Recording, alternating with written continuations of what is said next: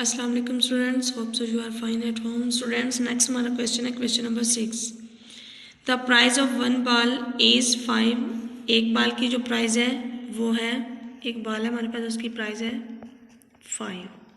What is the cost of 11 सच बाल्स।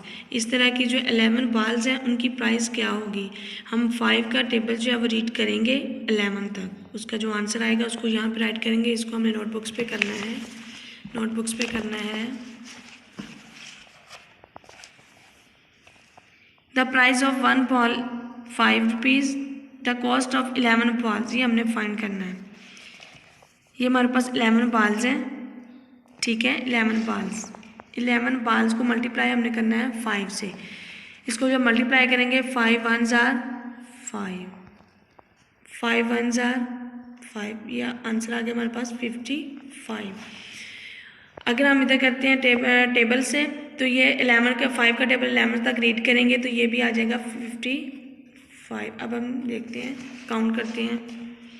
5 10 15 20 25 30 35 30 40 45 50 55। तो हमारे पास answer क्या आया, 55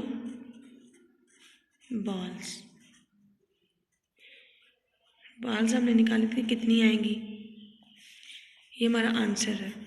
इसको आपने अच्छे से नोटबुक्स पे राइट करना है। ओके, थैंक यू, अल्लाह हाफिज़।